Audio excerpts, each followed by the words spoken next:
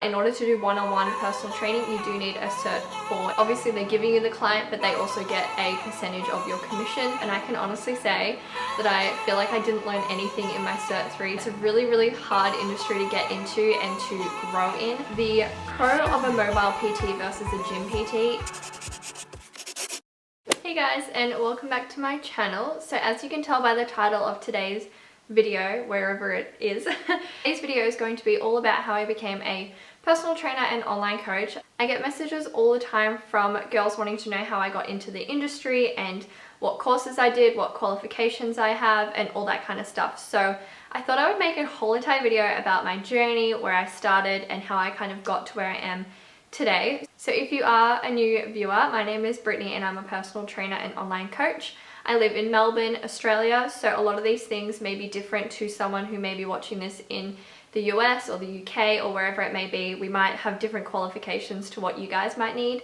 But yeah, I am from Australia, so these are like what Aussies need to do to become certified. If you're not already following me on Instagram, I'm also going to leave my handle down here. And if you are new to my channel, please don't forget to hit subscribe. But yeah, this video is going to be pretty long, so let's stop rambling and get onto it. Alright, so I wrote down a few things on a notepad because honestly, I don't even know where to begin. There's so much to it. But in Australia, you do need a Cert 3 and 4 in personal training and fitness to become a qualified personal trainer. So you can do Cert 3 and just become a gym instructor, like a group instructor. You can do F45 and like those type of things. But in order to do one-on-one personal training, you do need a Cert 4 in personal training as well. So I did my Cert 3 and Cert 4.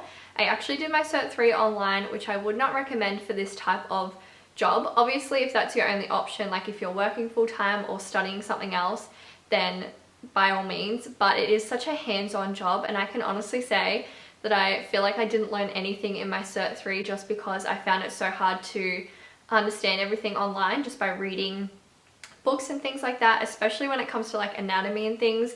You kind of really want to be in person and with an actual teacher. So if you can do your Cert 3 and 4 in person, I definitely would recommend that, because I can barely remember what I did in Cert 3, not gonna lie.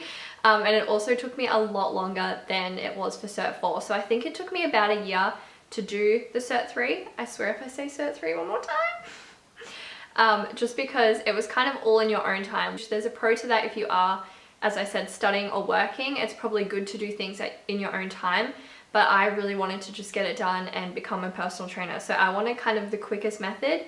So I would say in person is usually quicker than online. So yeah, after I finished my Cert 3, I decided to do my Cert 4 because I really wanted to do one-on-one, and I did in person for that. So I went to the Australian Fitness Academy in Caulfield, which is like Melbourne kind of CBD area. I do believe they do online courses if you are interested in online, but my Cert 4 only took me 3 or 4 months, so like way quicker than my Cert 3. I definitely recommend the school that I went with, but as per usual, like make sure you do your own research and find what's best for you. Obviously every course costs a different amount of money. Some courses they let you pay it off, some will make you pay up front. And yeah, so make sure you do your research when it comes to that type of stuff, but that's just who I went with, and I get questions all the time about who I would suggest. So there's that. The other thing I do want to say, if you aren't already aware, you actually do have to do practical hours in a gym. I believe it's like 60 hours, like I feel like it was 30 for each. I could be totally wrong, I actually forget. But you do have to do quite a lot of hours in the gym, like practical assessments. I honestly think that's a really good idea though, because then it actually gets you in the real world, working with real clients and real trainers, and you kind of get an idea of how they train their clients, which I think is really cool. Like you hear their techniques and their little cues and things like that. So that is something to be wary of if you didn't already know that you did have to do practical work. But yeah, that is basically how I became qualified. It took like a year and a half roughly, and I was working full-time as well in a cafe, so trying to like do all of that at once. And I will say, when you do study to become a personal trainer, it's so crazy how many people actually finish their course and become PTs. A lot of people might study it just for their own benefit. But yeah, it's a really, really hard industry to get into and to grow in. So I'm pretty sure it's like, I don't know, like 70% success rate or something like that. Like it's not crazy high. A lot of people do quit after their first year as a PT. That's why I wanted to wait to make this video as well. So I do want to state I have been a PT for over a year now, and I love it, and I'm definitely not going to stop anytime soon. But yeah, just throwing that out there, in Australia the success rate is quite low. Okay, so once you are qualified, now you have to decide between being a mobile PT or a gym PT. I think it all comes down to your own personal beliefs. I personally wanted to work more mobile and work with kind of like your everyday clients, if you will. I wasn't really into the gym myself, like I was more of someone who worked out at home, and I wasn't really into like that type of strength training, weightlifting and all that kind of stuff. I am now, but when I was studying to become a personal trainer, I more so just wanted to appeal to like the general population and people who, you know, didn't have the confidence to go into a gym. So I decided to become a mobile PT. I can't really give you too much information about gym PTs because I haven't worked in one, but I will give you a few like pros and cons if you're weighing up your options at the moment.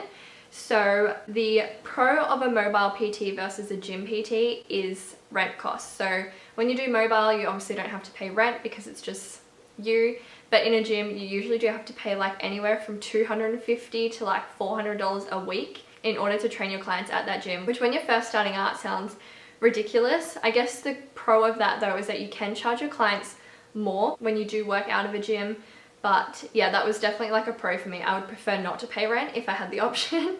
But I would say a con of mobile personal training is that it is more time consuming. So you often have to drive between your clients, and some of your clients will live like half an hour one way and half an hour the next, and all that kind of stuff. So it is a lot more time consuming. I spend probably 2 hours at least a day on the road driving between everyone. But also, even though I live in Melbourne, I live quite far out. Like I'm not in the CBD. I feel like if you lived in a very populated area, it might be easier for you, but I live like an hour out of Melbourne, so I do kind of have to drive fairly big distances in order to get between clients. It's not always going to be the case for everyone though, but that is definitely a con of mobile PT. I feel like I'm completely babbling about the mobile versus gym PT. Honestly, it all comes down to personal preference, kind of what's around you, what's available to you, and that kind of thing. I will say I do get questions about how I first found clients. So this is the only difference with mobile PT. Often you have to go out and find clients yourself, rather than if you worked in a gym, usually, you know, they'd come through the door and they might get like handed to you, or you would go up and say hello, and that's kind of how you meet your client. So with mobile, I usually do a lot of social media marketing. I already had a little bit of a following on Instagram before I became a PT. And I'm talking like a few thousand. I'm not like Instagram famous or anything, but I obviously had a small following behind me to be able to target them.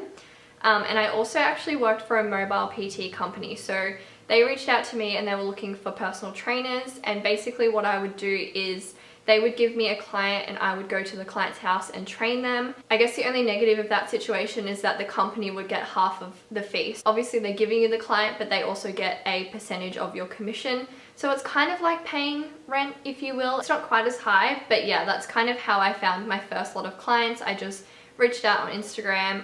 I worked with a company, and I also had some like workmates and friends start out with me, and then kind of word of mouth went from there. Okay, so now we're going to move on from in-person personal training to online coaching, because that's another question I get often. So I haven't been doing online coaching for too long. I would say I've been doing it since about March this year when the whole virus hit, because I wasn't allowed to do face-to-face anymore. So I decided to take it online. I used, again, my social media platform to reach out to clients. I ran discounted programs. I ran small online group challenges and things like that. And it's kind of just taken off from there. So I would definitely recommend that if you have, you know, a friend that would want to do an online coaching with you, or maybe you could offer a discounted service to get your first clients on board. That's pretty much the way that I did it, and now I charge almost double what I did at the start. And then the small group challenges are also really good. So I use an app called Trainerize for personal training. You can use it for your in-person clients, but it's also really good for online because they have video demonstrations of all the exercises, and you can just program them really well as well.